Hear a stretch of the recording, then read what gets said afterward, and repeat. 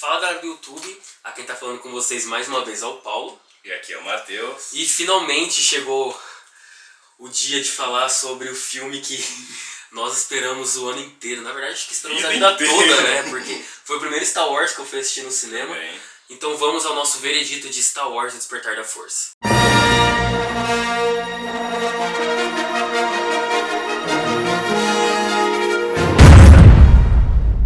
Esse vídeo que a gente tá começando agora, a gente vai fazer uma análise do filme sem spoilers, né? A gente não vai comentar detalhes da trama. Até porque esse filme, spoilers desse filme machucam e tipo, você que dá spoilers, por favor, morra. Vai tomar no cu. Morra. Cara, não dê spoilers, spoilers é triste.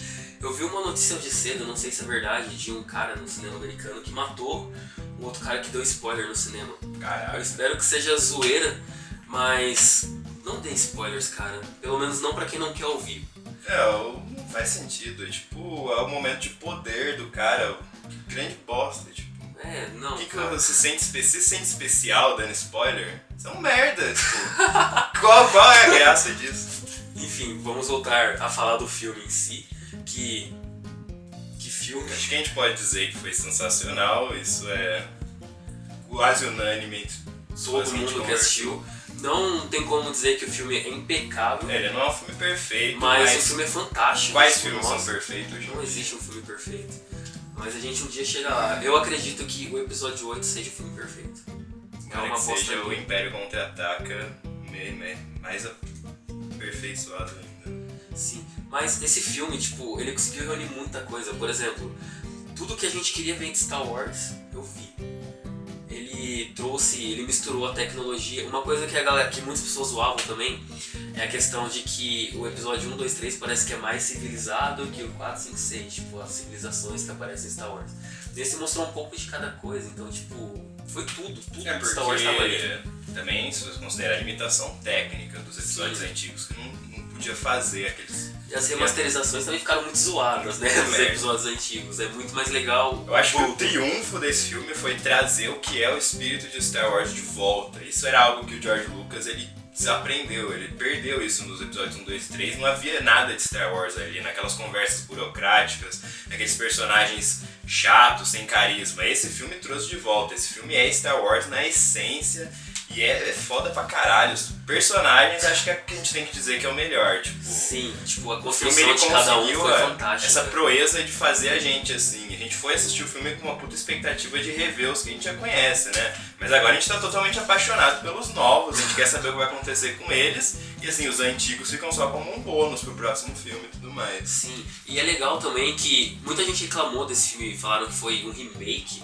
Mas, cara, não, ele trouxe a jornada do herói que é Star Wars. Então, tipo, trazer aquela do herói que começa num ponto X, que é desconhecido e vai crescendo, é Star Wars, é a aventura do filme. Então, tipo, para com isso. Uma coisa que uma amiga minha comentou que eu até gostei é que você tem que se desprender um pouco das coisas pra poder viver o novo. Então, tipo, cara, vai de mente aberta pro filme. A estrutura temática do filme é exatamente igual, né, do episódio 4. E assim, isso era algo que antes do filme começar eu achava que aconteceria, porque os trailers davam a entender a presença de uma Estrela da Morte, tudo isso, e eu achava que incomodaria, mas não incomoda, porque assim, a execução é muito bem feita. O filme ele te convence daquilo e você compra a ideia justamente porque os personagens são muito interessantes e você quer saber o que acontece com eles. É a mesma coisa de você comer um bolo que foi feito pela sua avó, mas agora feito pela sua mãe.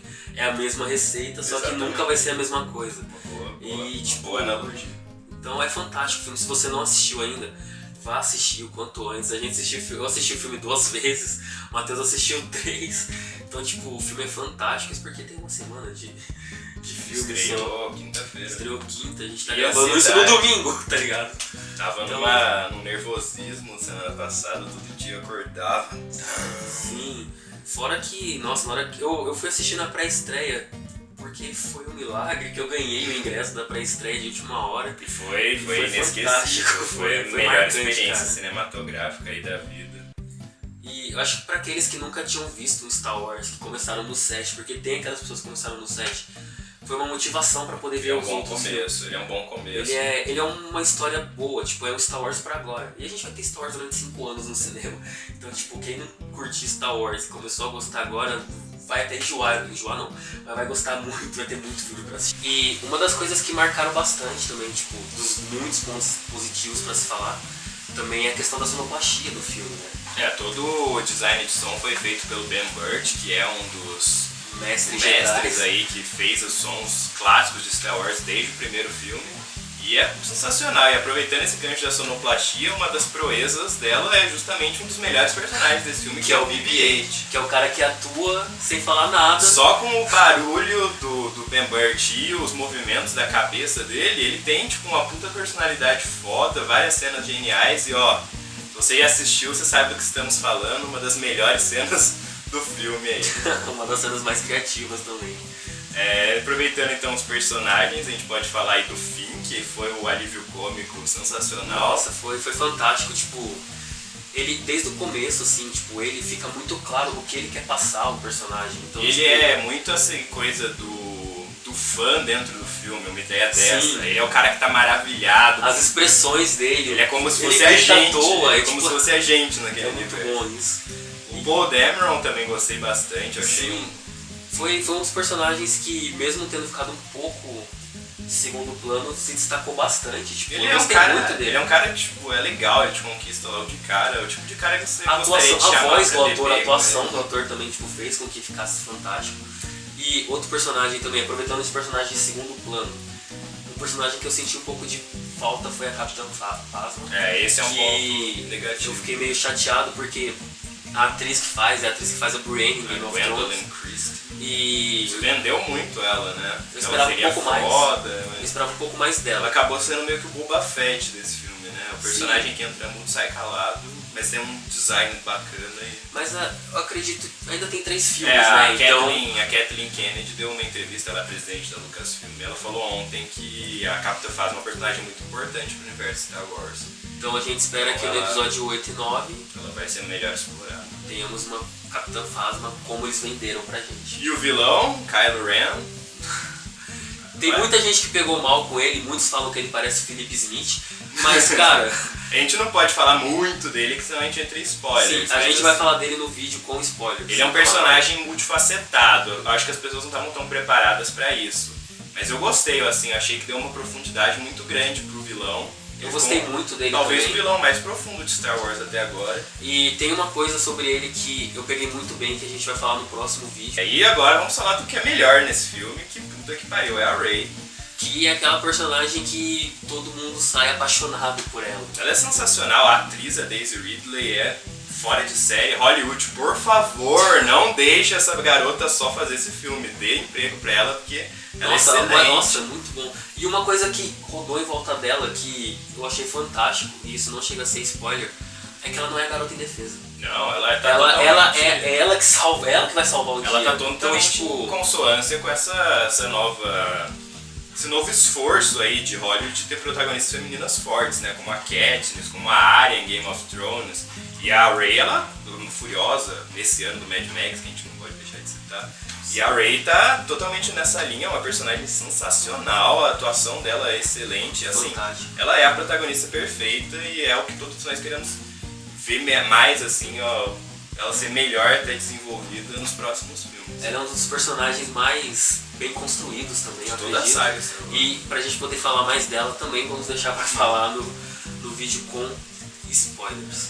Ainda dentro dessa do espírito de Star Wars, a gente tem que citar que o J.J. Abrams, aí, o diretor do filme, ele é o cara que, tipo, ele largou mão do CGI, dos efeitos visuais computadorizados puros e apostou em efeitos práticos, e foi uma puta decisão, porque A gente vê isso nos Troopers, né? Por exemplo, no episódio 2, são totalmente são todos digitais. digitais, todos os clones. as criaturas que aparecem em Jakku no começo do filme, elas são todas, tipo, borrachudas, assim, e é sensacional, tipo, é real aquilo. Muito mais palpável do que aqueles bonecos horríveis de Jar Jar Binks, aquela coisa ridícula, medonha, esse Sim, episódio esse 1, que você vê que é falso, tipo, ali você vê No tudo real. começo, em Jakku, você vê muito do episódio 4 também. É, que não é aquela coisa poluída de cenário, O mas cenário passa é o que real. você precisa. Tem uma entendeu? primeira cena do filme, isso não é spoiler, a Rey, ela desce meio que no esquibunda, numa Sim. ladeira, e tipo, é real aquilo, é muito foda, tipo, você vê, caraca, esse mundo ele existe. Foi que nem Mad Max, que a gente viu aquele deserto exatamente, gigante. Mad tipo, Max também, o Isso George que fez o dos filmes ser um dos filmes mais fantásticos do ano. Então, tipo,